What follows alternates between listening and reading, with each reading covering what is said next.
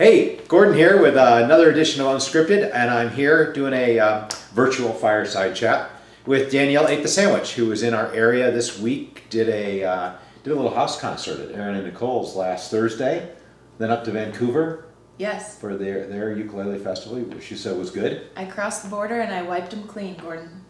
You wiped? I wiped them clean. Literally and figuratively. Nice. Take it how you want it. Okay. And crossing the border was okay? You were really nervous about it? I was very nervous about crossing the border, but I went in the same car with my friends, Aaron and Nicole from The Quiet American.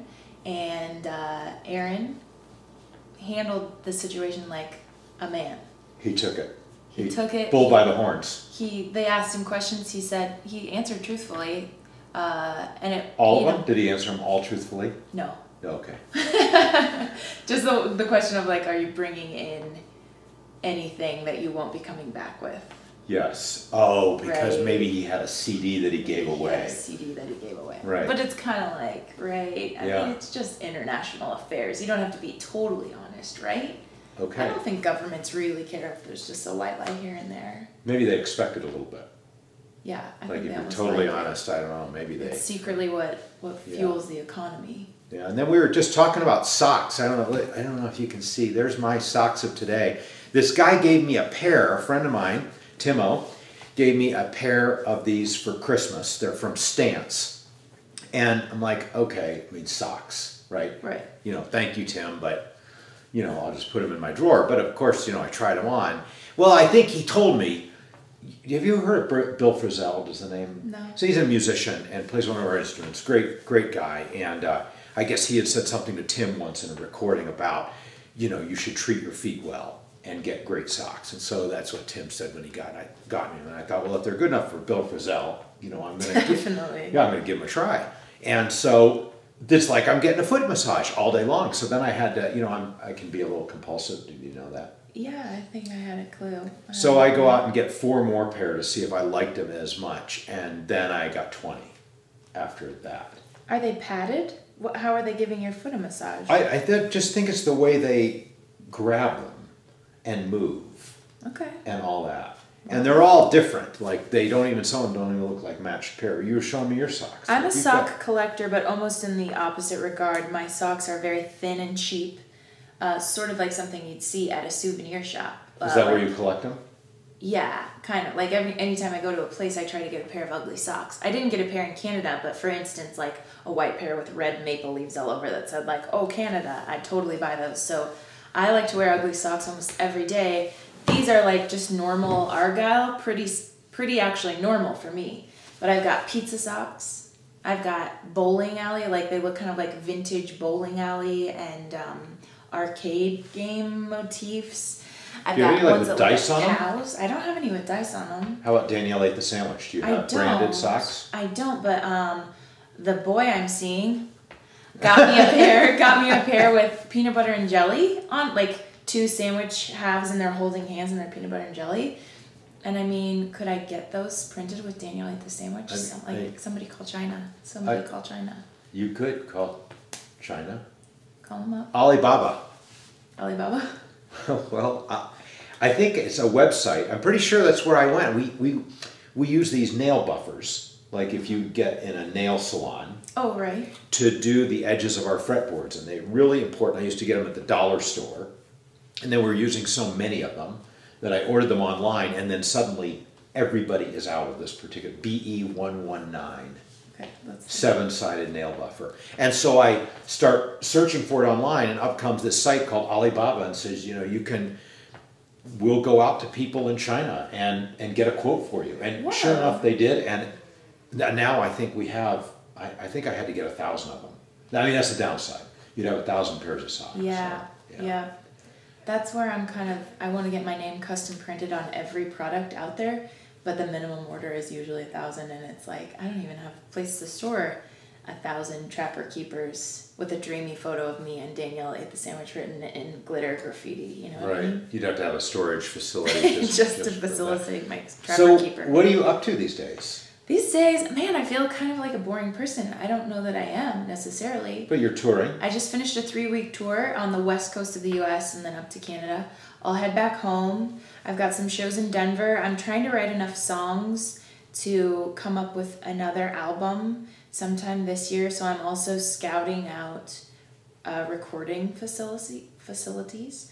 But when I say scouting out, I mean mostly just dreading the process and talking myself out of it. Yeah. I don't like the recording process for some reason. I think it's really like you're under the microscope and then other people are invited in. And you know me, you're compulsive. I tend to like push others away. Yes. So it's hard to like trust people and even when it works out, I'm kind of like untrusting of like success with other people. I'm like, well, that was easy, but what does this mean? Does this mean I'm changing? Does this mean they always have to be here to do this with me? So blah, blah, blah. I'm in my own head a lot. That's what I'm up to. I'm also writing the soundtrack for a documentary film. Have you heard about this? No. My friends in LA are doing a documentary film about an artist named Edith Lake Wilkinson who kind of like lived an unfulfilled life. She was an artist with a lot of potential, but then she was put into an insane asylum mysteriously. So the movie kind of goes through her story and tries to uncover some of the questions like, why was she put here? One of her family members is like trying to find this out and they're making a film about it.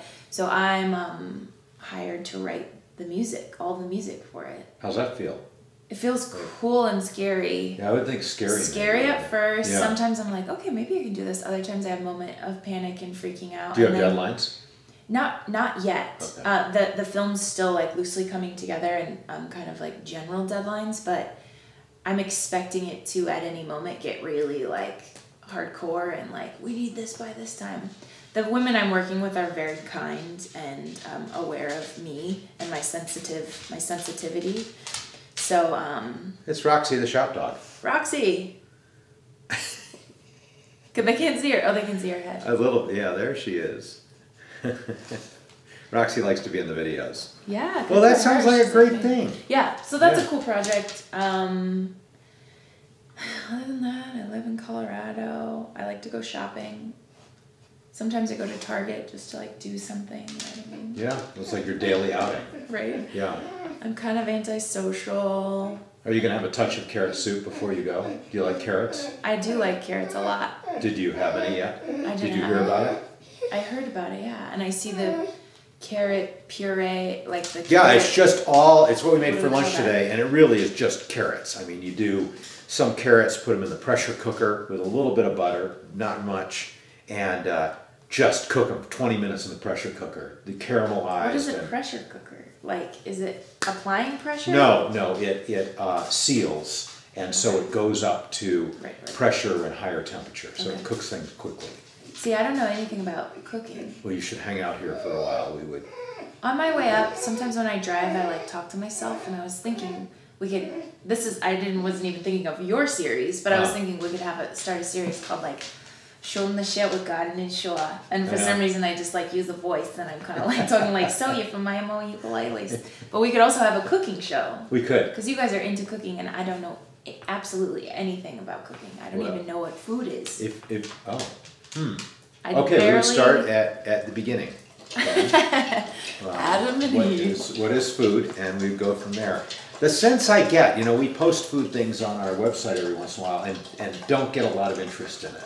I think people that are, they may even be food people, but I think they associate Miyamoe with ukuleles, and that's kind of what they're, they want to see, and that's okay. Yeah, I have a similar thing when I do music primarily, but then I tried to do, erotic dancing, and it didn't go over as well. Really? It wasn't as big of a hit. Huh. That's a joke. That's not the truth. You said it really, I believed you. I said it for the camera. You were worried because you could see the look in my eye going, Really? Really? We need to transition into another conversation. We're going to back away from this one. Well, it's great to see you. Thanks for coming up, and good luck with the soundtrack. That sounds cool. Thank you. And with the album, even though it's daunting, it'll be great, I'm sure. Good luck with all your videos. I'm excited to see Birth of my Miyamoe ukulele series. One a day for a while. One a day. You're kicking its butt. I got a few of them recorded. Roxy need to be in here with us. All right. Thanks, Danielle. We'll see you later, and I'll see you guys next week. Bye-bye.